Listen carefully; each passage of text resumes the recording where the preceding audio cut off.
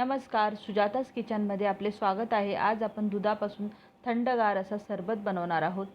तर मी आता गॅसवर एक कढई ठेवून त्याच्यामध्ये 1 लिटर फुल क्रीम दूध घेतलेलं आहे आणि आपल्याला दुधाला एक उकळी येईपर्यंत गरम करून घ्यायचं आहे।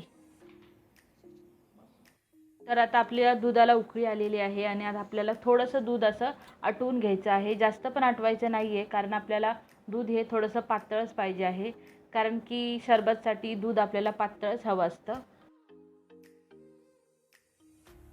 तर मी 2 चम्मच कस्टर्ड पावडर घेतलेली आहे।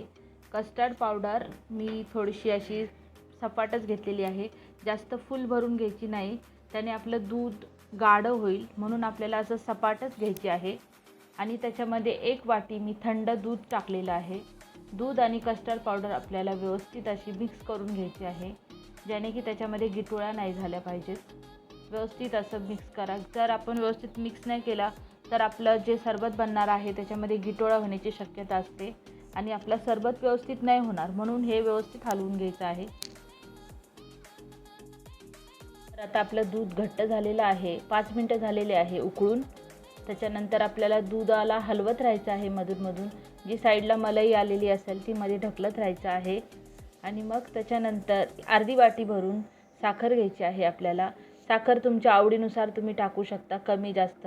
जर तुम्ही जास्त गोड खात असाल तर तुम्ही जास्त साखर टाकू शकता आणि कमी गोड खात असाल तर कमी घेऊ शकता, तुमच्या आवडीनुसार आहे ते।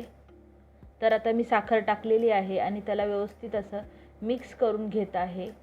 गॅसचा फ्लेम स्लो केलेला आहे। आपली साखर व्यवस्थित मिक्स झाली आहे आणि आता आपल्याला हळूहळू असं जे कस्टर्ड पावडर आणि दूध मिक्स केलं होतं ते आपल्याला थोडं थोडं करून टाकायचं आहे, ज्याने की आपल्या दुधामध्ये गिठोळ्या नाही झाल्या पाहिजेत। म्हणून आपल्याला थोडं थोडं टाकून व्यवस्थित हलवून घ्यायचं आहे, व्यवस्थित ढवळत राहायचं आहे। जर आपण ढवळलं नाही तर त्यात गिठोळ्या बनण्याची शक्यता असते। वरून तुम्हाला आवडीनुसार ड्रायफ्रूट्स तुम्हाला कमी जास्त टाकू शकता तुम्ही। तर आता मी ड्रायफ्रूट्स टाकलेले आहे आणि त्याला व्यवस्थित हलवून घेत आहे।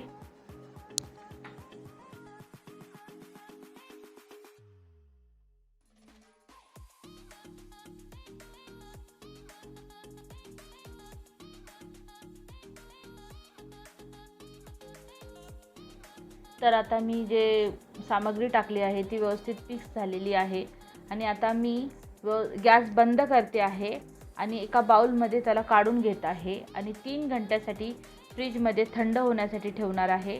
आणि मग मी तुम्हाला सर्व करून दाखवते की आपला सरबत कसा बनलेला आहे ते।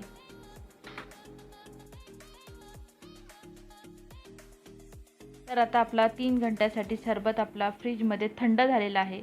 तर आता आपण त्याला सर्व करून घेऊया। तर त्यासाठी मी 2 चम्मच सब्जाच्या बिया टाकलेल्या आहेत, एका ग्लासमध्ये 2-2 चम्मच टाकलेले आहेत। आणि त्याच्यानंतर आपल्याला 2 तुकडे बर्फचे टाकायचे आहेत।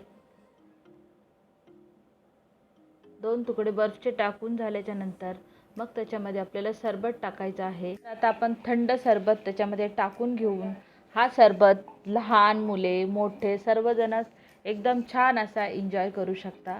हा सरबत पिताना खूप छान टेस्टी असा लागतो, तर तुम्हीही जरूर बनवून पहा। तर माझी रेसिपी आवडली असेल तर व्हिडिओला लाईक करा आणि माझ्या चॅनलला सबस्क्राईब करा, जास्तीत जास्त शेअर करा, म्हणजे मी आणखीन छान छान व्हिडिओ तुमच्यापर्यंत आणत राहील। धन्यवाद।